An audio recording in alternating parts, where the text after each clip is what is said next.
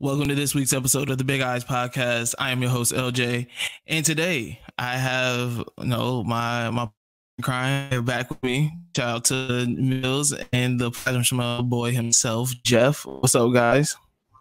What's going on, man? I'm so happy to be here, dude. What it do, baby? What it do, baby?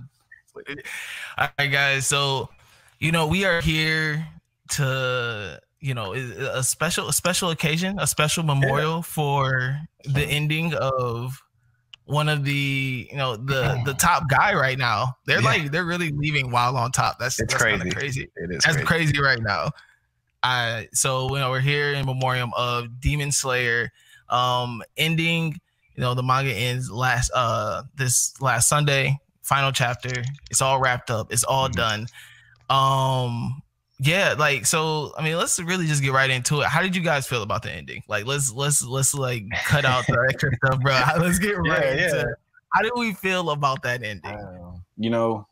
I do think it was a chapter of fan service. I did think it was a little underwhelming, but I get it. I understood it. I like to see the whole generations thing in the modern day and seeing kind of like who matched with who almost, and the reincarnations, those type of things. Because they were, hinting this whole reincarnation thing the whole damn series. It's just like they go into Tanjiro mentions it a lot. I hope this person comes back and gets to enjoy their life. And I think this was like it was an ode to that. But we could have technically done without it. It could have ended, at 204. But I just think that they decided, they were going to give us some fan service and give us a little something to hold on to near the end, and maybe, something in the future, maybe. No, I think Jeff hit it right on the head, because I think initially when I read it, and I read I read the leak of it, so it's the end of the thing. So I read the leak of it. And I read it, and I was like, huh, okay, this is interesting, kind of, and was kind of going through it and essentially being like, okay. I don't know. These are all I'm thinking when we were heading to modern times. Oh, it's going to be them grown up. Yeah, right. Yeah. Especially when you saw the last photo of chapter 204, and eventually would have been into chapter 205. So I'm like, oh, we're getting them grown up, all this other stuff. But then you kind of realize that they're and sorry for all the honking behind me, Brooklyn.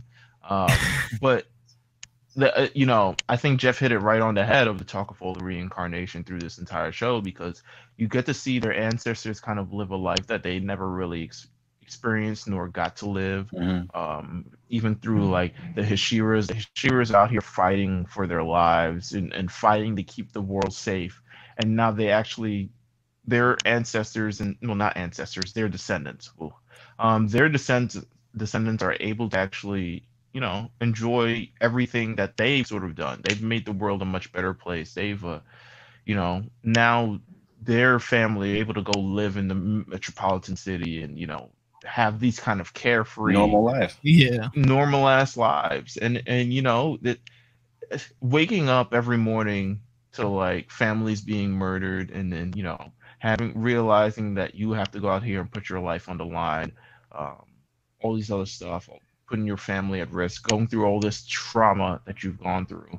And then at the very end being like, yo, you did it just for this reason. I love on the final chapter that all their descendants are just pretty much copy and pasted them. Yeah. They're like, you know what? We're not even gonna hint at who could be who. They're just like, we're literally gonna give all these kids the same face. You know what I mean? You can kind of patch it together of who may have married who, or who had kids with who, and those type of things. But and even so, I think they were calling their great grandparents. Yeah. So this is it's removed, quite a bit. But which, by the way, I don't think genes really works that way. They were if you're removed, two grandparents, it's they look fairly similar to, Tanjiro, Tanjiro's descendant. He looks very similar to Tanjiro. Yeah. So all of Tanjiro's family in the first episode, they all look like various sizes of Tanjiro anyway. Yeah. It's Tanjiro with black hair, Tanjiro with Tanjiro with slightly longer hair, Mom Tanjiro, Dad Tanjiro. Yeah. Like, Yeah. all of it's clearly very strong genes. Yeah, Am genes I are just on steroids. Am I wrong for reading? I'm not sure if I actually got this right. I'm assuming Nezuko and Zenitsu. Yes. Okay, so Yes. that's what I'm. That's what it looked like okay. to me. Yes, that's what it looked I like mean, to me. he got it. It happened. Listen, he got it. Listen, He got it. He was He got going. He did what he had to do. End of the day, he completed his own mission. So you Yes, know, of shout course. out to him. I need to see the chapters of the first dates and the the evenings out and you know, all this. Yeah, because it looks like Tanjiro may have, you know, he may have scored as well. Yeah. I Yeah. you know, What's her name? Kano? Was that it? now. Kanao? You know. Yeah. Yeah. Yeah, Looks like it happened. One thing we talked about that. Sorry to cut you off. Sorry, but now we talked about that at the end of our lookout season, right? Mhm. Like, remember when he was just like we were talking about the coin flip? He's like, "Girl, let me shoot your coin up." in the air." Yeah. Oh yeah, he hit her with the That was the Let me moment. change crazy your life. game. Yeah, that was the moment. I feel like that was them letting us know what this was ultimately going to look like. I do think that Mills, I think you said something similar to this in our Discord. I think 205 will look so great animated. Yeah.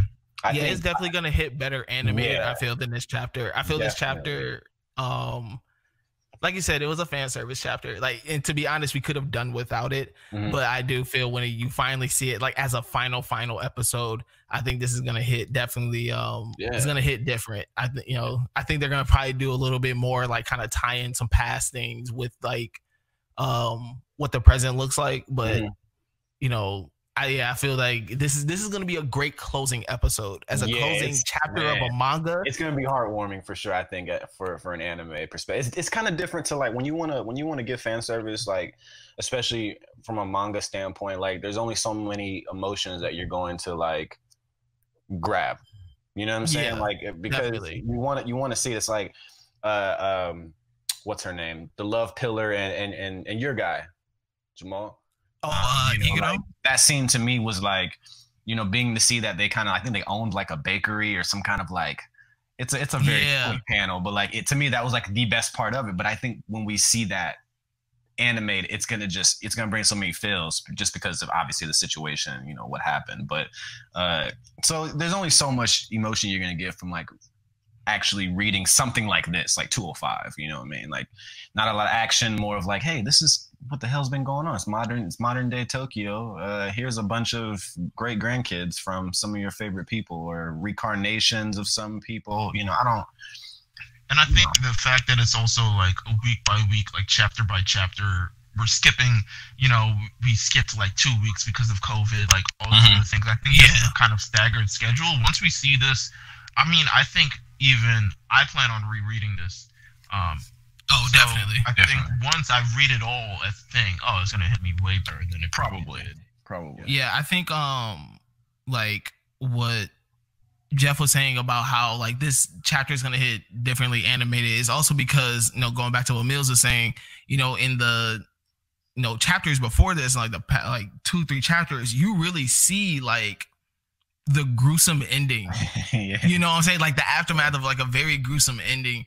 Of just everything they kind of like what they've had to go through like up to this point, like, and you know the chapters beforehand, you really just like, damn, like we lost a lot of people, like a lot of people, like there was a very like literally to the last moment of like Tanjiro losing his eye and his arm because he was possessed and all these things, and you just see the aftermath of all that. Then you just go into the future, you see that all that is like payoff for their families to like live way better lives. And I think that's the bright side of it all, and why it actually happened and why it needed to happen this way, because it was peace and like freedom was foreshadowed the entire time, even though it looked like it was nowhere near close. And regardless if, you know, maybe it was a shorter anime / manga, but you know, I've seen people kind of, you know, upset about how many pillars died or whatever the case may be, or it ending in general. But one thing that we just don't have enough of, you know, today in like the anime world and the manga world is leaving on top. you know, and like, Yeah. like just being able to like stamp your shit in the history, like, yo, this is what we did. This is Demon Slayer. It's hard. It's damn near perfect. Okay. And this is what we did. And we don't, they gave us just what we needed to give. Yeah.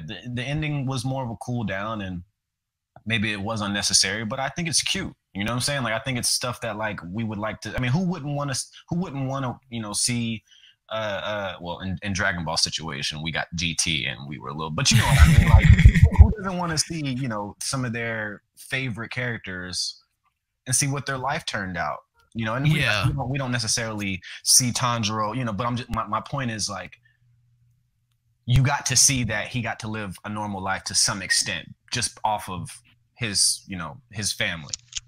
Yeah, definitely. And I think like, I saw a tweet like yesterday, and someone was talking about, you know, people just want, you know, fast-paced mangas. They don't want like slow burns anymore, like something you have to kind of invest in. And you know, I think that, like, personally for me, is very like, I like fast-paced animes, first of all, because, you know, Demon Slayer is a perfect length. I think 205 chapters is perfect. Oh man, and they tell such a great story throughout the whole thing. Like, keeps you invested and all that. I think sometimes with like, you know, slow burn animes or animes that are longer, where you gotta be a bit more invested in, you can get from a point of you're telling a compelling story to now you're just kind of like making fillers for no reason. Yeah, and that's one thing. Oh no, and that's one thing though that I appreciate about Demon Slayer, that even like they even like the filler point, they make sense. They have a reasoning behind them, and you're able to just kind of get through it. And but they keep you invested. They actually tell a very compelling story. Like, you learn so much throughout it. It's not like they like leave you with a bunch of those loopholes or like a bunch of, you know, plot gaps.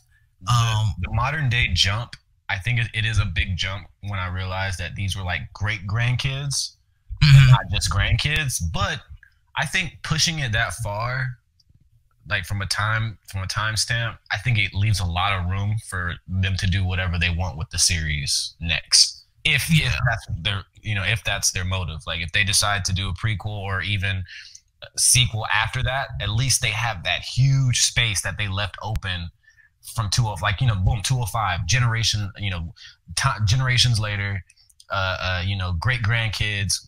We may not even see them ever again. That's fine. But if they decide to do a sequel, at least they have that empty blank space that they left us. Like, what the fuck happened between, you know, this and this, or like, was there ultimate peace for real, or if they go back and do a prequel when, you know, they want to talk about Tanjiro's dad or whatever, you know, however they decide, if anything, I think it leaves like proper space to continue the series in a way, if that's something they decide to do. Which, you know, I'm not like itching for a prequel or a sequel or whatever, but like, I would obviously be excited about it. I just think that some things are better left perfect. We, like you said, we're living in an age where there's some of our favorite shit has not ended yet, and it's been out, some of it before we were born. Yeah, you know what I mean? So it's just like, all right, well, don't get me wrong, like, yeah, if I get to watch my favorite shit at all times, that's cool, but I would like to see climaxes and a proper send off and finish of, you know, I'm a Hunter x Hunter guy, so you already know I'm living. Yeah. So like, and that will probably never end. But in this, now we have this Demon Slayer, and, you know, the manga is over. This, and the anime is we probably got 3 more years of that shit. You know what I'm saying? But I really appreciate that they had the balls to kind of clip it. You know, I think that shows confidence, to be honest.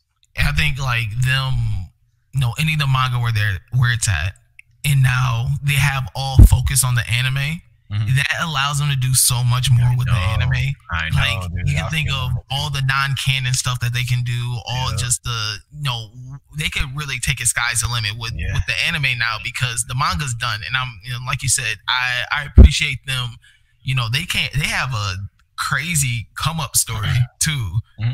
Like, they're, you know, with, you know, that first season, like, bolstered their sales so much and like just shot them to the top of the world. And for them to be literally sitting on the throne pretty much and being like, you know what, let's close this up. Like, you know, how many seasons do you think that this manga? How many seasons do you think we got in total? I would say If there are no more three more movies left, well, yeah, movies. I keep forgetting about the movies. They're gonna. This shit gonna be on for 5 more years. If there are no more movies left, I mean, they're getting through the next arc. There's not too many arcs in the show. I mean, and they all extend pretty long. So I could say probably we could end up wrapping up. I would be shocked if it's any more than 4, but I could probably say like maybe 3. Mm-hmm. Just depending on how they want to put their movies out. Yeah, just kind of depending. I mean, the train arc becoming a movie itself cuts out a lot of the things that could have been in second season, unless they choose to go the DBZ route. I was gonna say, where they make the movie and chop it up. But I think there's a lot of things. Actually, there's we probably, I think in terms of recapping this, we'll probably talk about our favorite arcs and stuff like that. But there's so much stuff that you could fit into various different places, and they fit in so much just in the first season itself. I mean, 26 episodes. Goddamn. Yeah. You're right. So yeah, I can't see this going longer than 3 seasons. I mean, even saying that, that's still 3 seasons. That's still 3-4 years. So I'm just saying that to those people that maybe enjoy manga but don't like. I'm one of those people. I don't really care about spoilers. Like, spoilers don't really like ruin much for me personally. But for those people who really enjoy Demon Slayer and they're saying, oh, it ended and this, that, and the third, like, there's still a lot of Demon Slayer to get visually. And this is really just the beginning, which is weird. Like, I just find it so strange. Like, it's still the very beginning of Demon Slayer as far as success. And we just finished the manga, but like, there's still so much marketing, and the money is going to come from the anime and merchandise and all that fun shit. Tying it back into the manga, what is you guys' favorite? Like, what is one of your favorite Demon Slayer moments, or like just an arc that you could remember from the manga? Because like we're saying, this is. Personally, for me, this manga is gonna be in like my top 10, all time. Like, and it's just that good. But what are you guys' some like favorite moments from from the manga? So I'm very fond of, and I think we're gonna end up seeing this in the second season, which is amazing. I'm very fond of the arc with probably one of our favorite characters collectively with the Uzui. Mm-hmm. I'm very the entertainment, the thing where I was rereading it. I wasn't rereading it today, but I was kind of familiarizing myself because I know on my first read through this, I thought this chapter was just hilarious and then also incredibly eye-opening. So I think it happens after the Mugen Train arc, where they decide to go with Uzui because he has to rescue his wives. And he goes to the city where apparently like prostitution is like the wave. And they dress up Tanjiro, Zenitsu, and Inosuke as girls, and they're going to brothels and they're going to be prostitutes. That's gonna be hilarious visually. It's gonna be great. It's gonna be great. He sends them in there to get some info on like what's happening to all of the women in the city, because Uzui's wives, who he has multiple of them, another like, goddamn, is this guy the GOAT or is he the GOAT?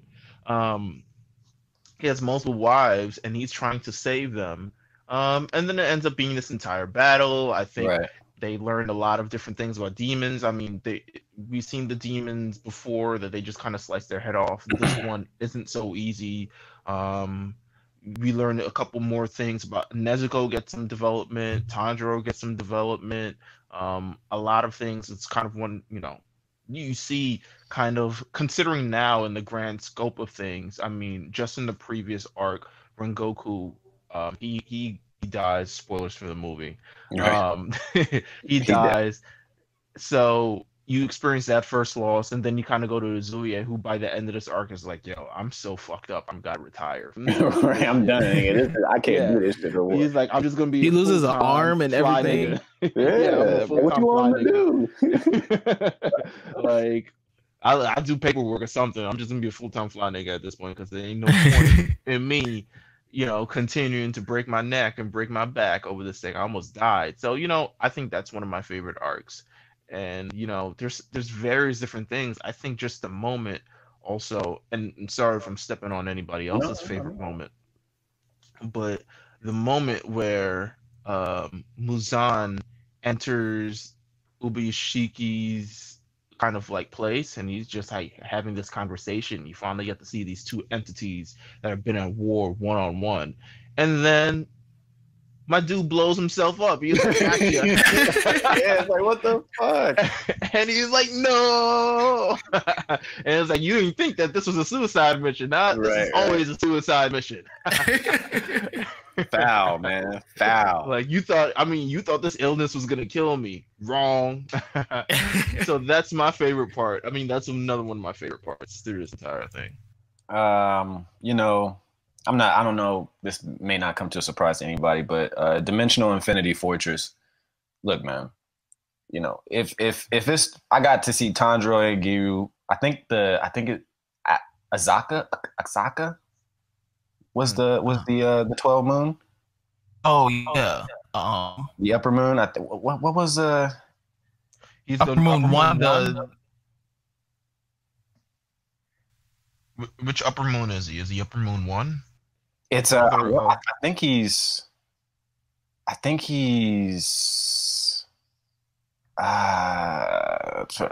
3. Cool. What did he do? Akaza. He had the stripes over his eyes. Oh yeah. Now I remember who you're talking about. The freaking fire, water. Giyu's involved. What else could I mean, there's not, I think it's chapters like 147. It's 147, 140. Yeah, it's 147. 147 through like 152, I think. Oh, yeah. He was like I wouldn't say like the renegade one, but kind of like the I think he was one like of pink hair. Yeah. Was he like one of the disrespectful one? It was like, yo, like bro. He knows his human name. It was like he was the one that he had like the fucking like the tats on his back and shit, like the he had the tats on his face. He had the striped shirt on. Mm-hmm. He fought with no weapon, straight hands. Yeah, straight hands, all hands. And I know, I remember who you're talking about now.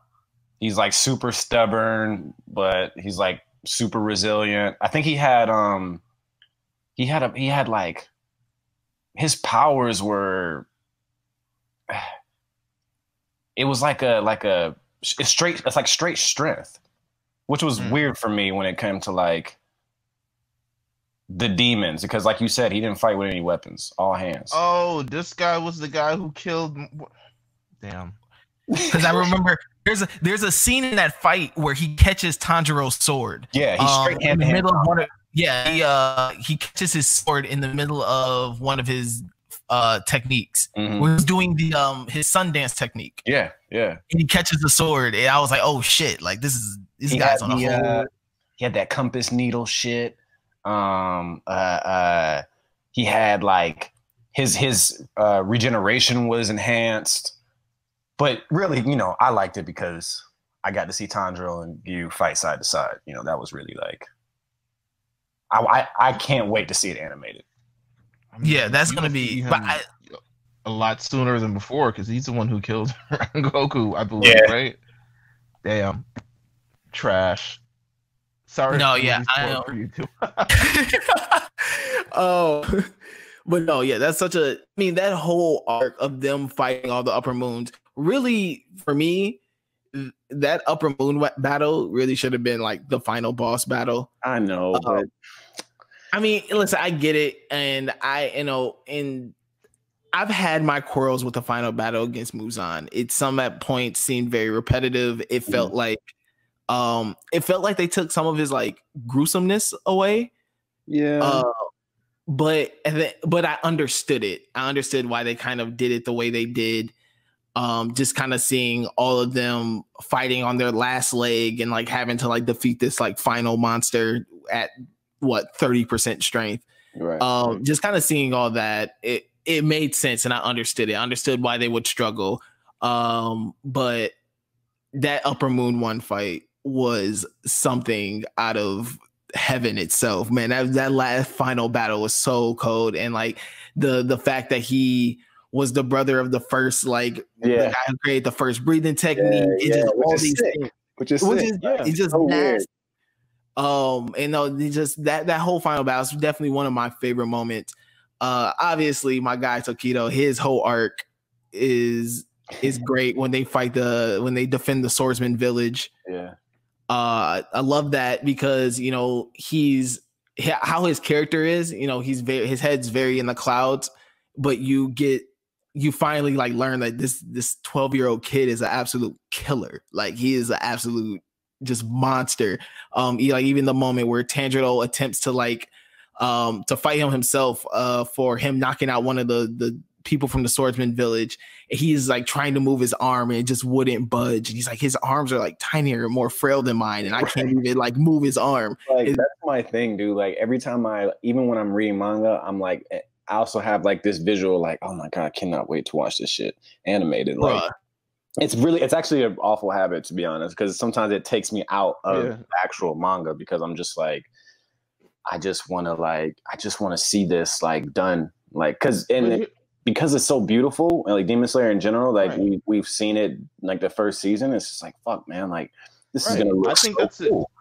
I think, you know, as much as a lot of this is on the creator of itself, Gotuge, in terms of creating this anime. I think a large part of why it's so popular is because of like UFO Table. We talked about it on our Lookout season, but the fact that it's animated in such an amazing way, like the art here is like, it's good, but at times it's like shoddy. Sometimes it's doodly. You know what I'm saying? But then it's like, I mean, it is what it is. You're drawing what you're drawing. It is what it is. I think the story itself empowers a lot more than the actual how it looks.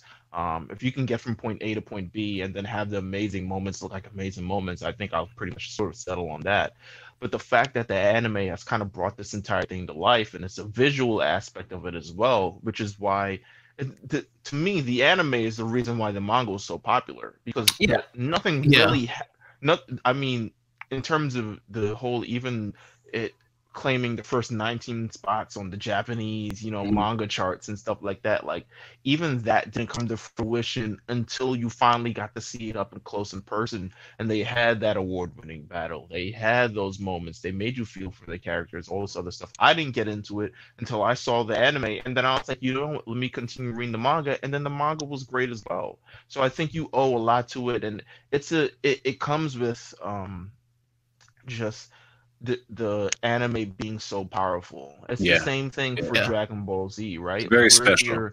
We're reading whatever the chapter is, and I'm pretty sure the new chapter will be out by now. But we're reading the chapter is, and we're just even looking at it. Like, yo, I wonder how this is going to look when it's animated and we finally get to see it up in person. Like, I think just that. It would be a terrible thing if we're reading this thing and you don't even second guess about it. You're just like, oh, okay, great story. So the fact that we want to see it visually, I think it's always a commendable thing for these mangas. And, you know, not a lot of times that I think the only thing that I'm reading thus far that doesn't have an anime as of yet is the Jujutsu Kaisen? Yeah, but it's coming soon. Like, it's coming. It is coming soon. It's getting animated too by the guys that did Parasite. Oh, thanks. God. It's gonna look so good. Mills, did you watch Parasite yet? Yes, I did watch Parasite. Oh yeah, that's right. You did. We spoke about it.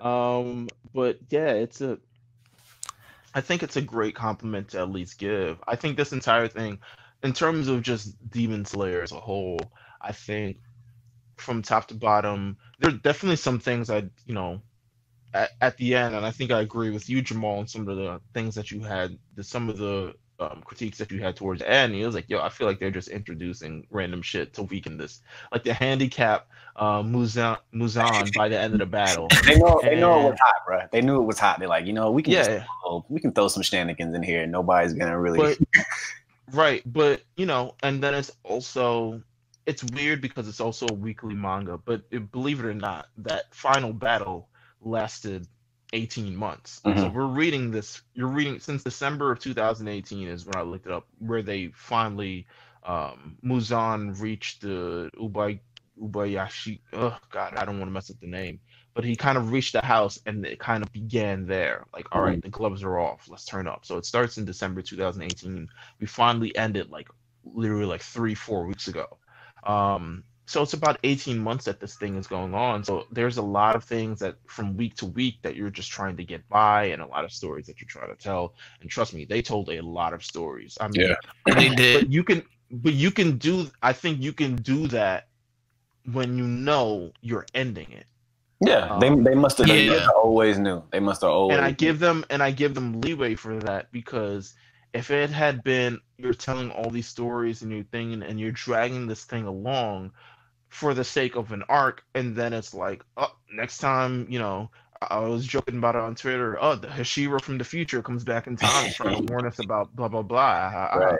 And stuff like that. Like, we shit on Dragon Ball Z for a lot of that, because sometimes Dragon Ball Z, goes on a hair too friggin' long, like the entire Buu arc or something along those lines, and it goes on a little bit longer extra. than the Frieza stuff from week. I mean, imagine reading the manga every week for Frieza's thing. I mean, we watched the show and they cover 2-3 chapters in the show, so I can't imagine reading the entire manga week from week, wondering like, yo, when is the guy gonna turn Super Saiyan or something? Something's gonna happen. When is this guy gonna die? Frieza's been alive for 3 years. I've been reading this manga, and this man is in there. That's why I respect what they've done, because the stars aligned, and they were self-aware enough to know that the stars aligned. Which you have to, if you don't see it, you can miss it, and they hit it. And I think that animes in the future, whether new or things that may be thinking about wrapping up soon, like, I feel like this was a really nice way. They need to look at how this was brought down, because this is very, to me, like the way that this show and the manga was shown, it's very, like, to me, it's just it's so modern, and it's weirder for me because a lot of this shit usually takes years. You know what I'm saying? So just to see it happen like this, and we get the ending. And were there some things that were disappointing? Of course. I think for the most part, they hit everything on the head. I'm really like, I'm happy, like, for the future of anime manga in general, because I think Demon Slayer is going to show, like, hey, we did it the right way.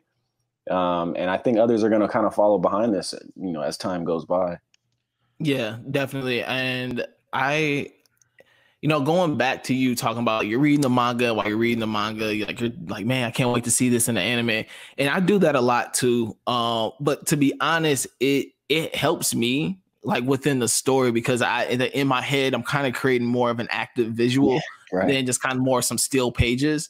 And I also do agree with Mills. There are moments in here where they, the drawing, took a step back. There was some moments where I was like, but no, like, this Demon Slayer, like you said, it really is something special, because I'm pretty sure, like most of us, we didn't get into the manga heavy until, like, we watched the first season of the show, and then we're just like, oh shit, like, I gotta read this, I gotta see what they did. And they really just capitalized on just nailing it. On now all these people, making this great anime. Now all these people are gonna come from the anime to the manga, and they're jumping into the manga, and the manga's still heat, and you're like, oh, like, this shit doesn't get weak at all. Like, this story is still great. And like you said, all the stars just aligned for them. And everything just worked out perfectly for them to, like, end up on top. Right. This last chapter, I'm very happy that they gave us a very clear-cut ending. Right. There wasn't a feeling of something's gonna happen next. Well, so my only issue. All right, so my only issue. Well, I wouldn't say it's well, I guess it could be an issue. My issue was towards the end. I wasn't sure now, so they kind of faked the ending, right? Like, we got a false finish. They did. It was. Because I was like, okay, when you end it, I was like, what was the party turning Tanjiro into a demon now? Like, it legitimately, I don't know shock value, bro. It was just shock value. Maybe on a second read, in terms of like, because once again, as you're reading it from week for week, you're reading this thing in segments. You're not even at this point, you're not even processing it as a whole. Like I have to go back and read, you know, once this My Hero Academia arc is wrapped up, I have to go back and read it as a whole because we're missing things by virtue of reading it week from week and compartmentalizing it and segmenting it and all this other stuff. So you don't get the story in the way that it's probably supposed to be presented. You get it how you're pretty much, it's presented to you because of, you know, we only can animate this. We can only draw this so much over a week and stuff like that. So you get that part. But I was questioning. I was like, hey, why did we even turn him into a demon unless they were actually going to do something with him? It seemed like Muzan last gasp, but then it also kind of seemed like, but you're like, the point was to kill you. Like, you know what I'm saying? Like, you're dead. So it's like, unless it's laying a seed for something that's supposed to happen, maybe a sequel that happens in the future, and maybe they wanted to keep it a little bit. I mean, you can't really keep it open-ended. He seems like he's pretty dead, but I don't know. You could throw anything in there. I've seen cyborg demons. It's not even that. Like, oh, one piece of DNA was left. He managed to regenerate. You know, the whole cell thing. That was my thing. Like, that's why I didn't mind it being great grandkids, you know, because they left so much. They left a lot of years to, like, if they decide that they want to discuss that time frame or whatever happened, I guess they can. Well, I think also. So here's the thing for the guy who's running Koiharu Gotoge, like he's so like that episode of The Office. Jeff know what I'm talking about. He was like, "You are so money." Yeah, and you don't even know it. Yeah. You don't even know it. Like he is so, because of just creating this. Like I feel like you're not gonna limit yourself, at least not right now, to like one revenue stream. It's like okay, because now I'm interested. Now he's written this entire thing. This is his first manga. This was published when he was 27 years old. Gangster.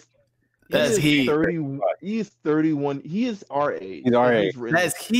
Gangsters. That's so inspiring and so amazing. It truly is. I'm just that's cold. When I take a look at all the great mangas and I kind of look back and kind of see when people actually started writing these, and I'm like, yo, you were like 3 years younger than I am right now. I'm just like, this was for us.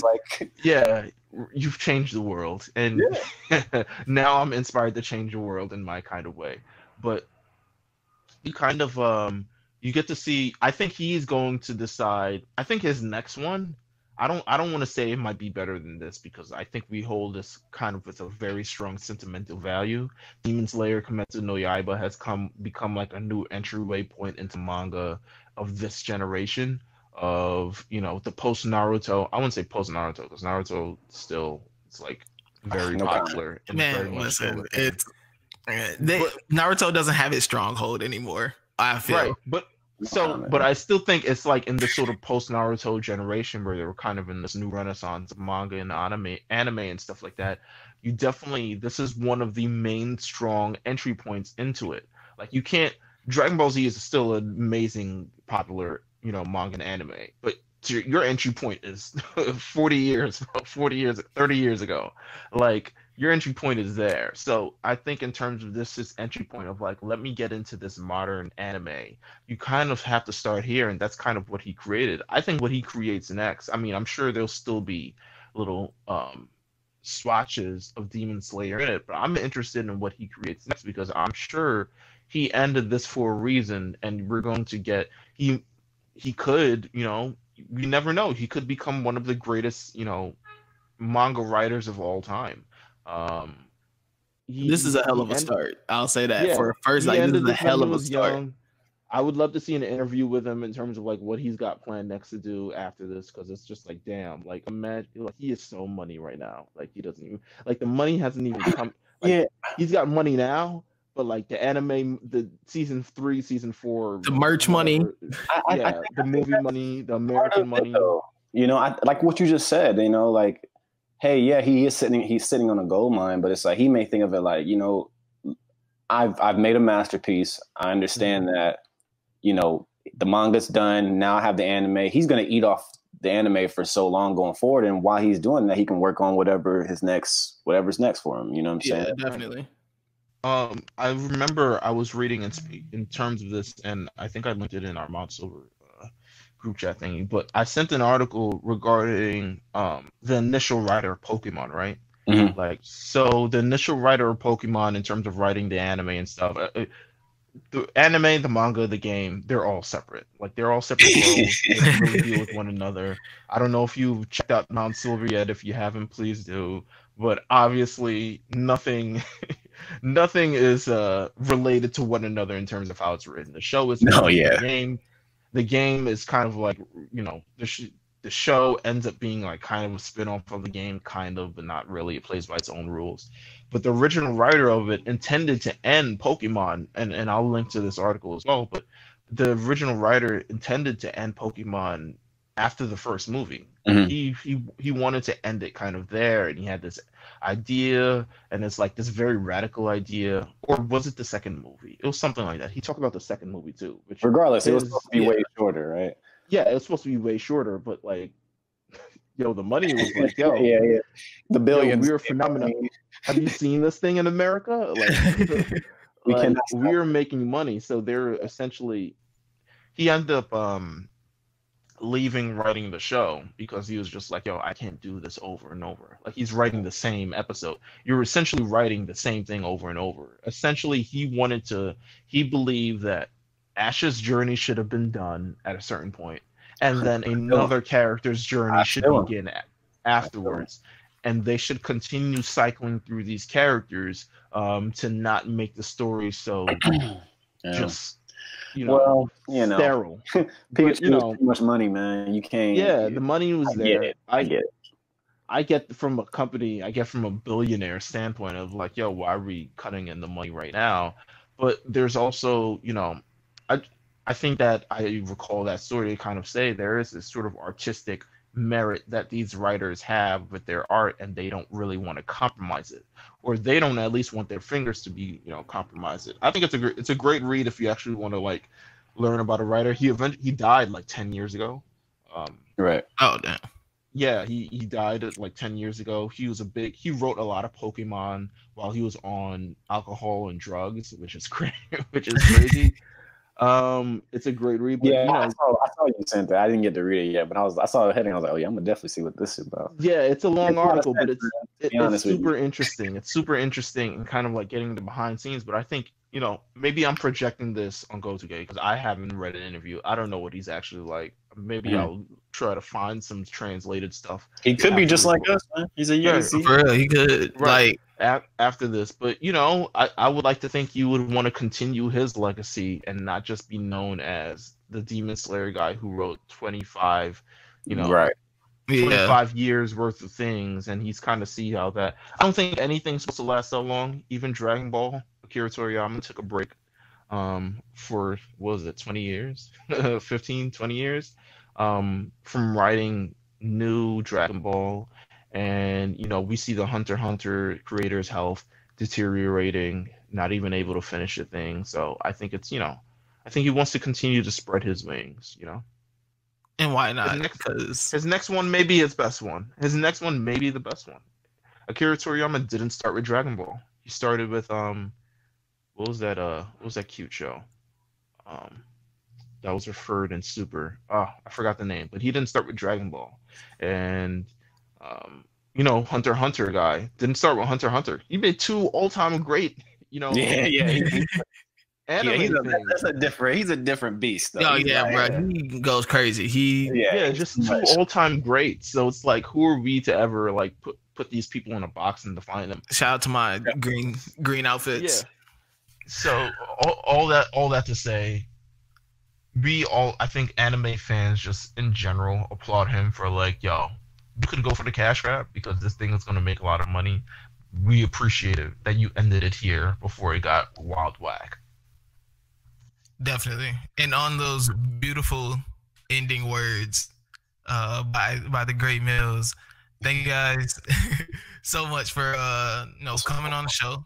Talk about Demon Slayer, the ending, and you know what we want next. What's next for the Lookout right now? I'm gonna be back on this show at some point because I want to talk about this Pokemon manga that me and Jamal kind of just been talking on our own. But like, yes, it's gonna happen very soon, very very soon. So yeah, y'all keep your eyes out on that one. But yeah, man, what's next up for the Lookout? So the Lookout is beginning next week Tuesday. New season of the Lookout. Meanwhile, Mount Silver is also still going on, long and strong, by the way. So you'll have a certain amount of weeks with 3 different set of content from the Lookout team. So shout to us for doing just an amazing job all 3. We don't stop working. Working. So season, I would say season 8. We're currently in conversations to actually end the whole season moniker thing. Yeah. It's so many seasons. Right. Like, it's just so many seasons. Going into chapter, baby. Right. Our new chapter of the Lookout will be covering the My Hero Academia season 2 and all that have to go with it. So we're very excited to be able to do that. We plan to have a formal announcement sometime this week. Mm-hmm. Just waiting for a couple things to be finalized, but you can expect a new episode definitely next week Tuesday. We're starting it off. If you've got your entire Lookout sort of package, if you wanted the stickers, you know what we've got next. Summer Akame House is coming back. Yep. The fall is a very, very big kind of a revisit for us. If you're interested in learning about all the things that we've got going on. And then we've got, other things we've been talking about, behind the scenes, under the covers. You never know. You never know. Maybe not under the covers, but come back, man. We never know. Listen, man, we could drop a bomb on you at any time. Just know the content can come at any time. So keep your eyes open. Make sure you're tuned into the Lookout RNC page. And if you're just a fan of podcasts in general, you can follow us on RNC Radio Live. So yeah, man, thank you guys so much for tuning in to this episode. Y'all stay plus ultra. Peace.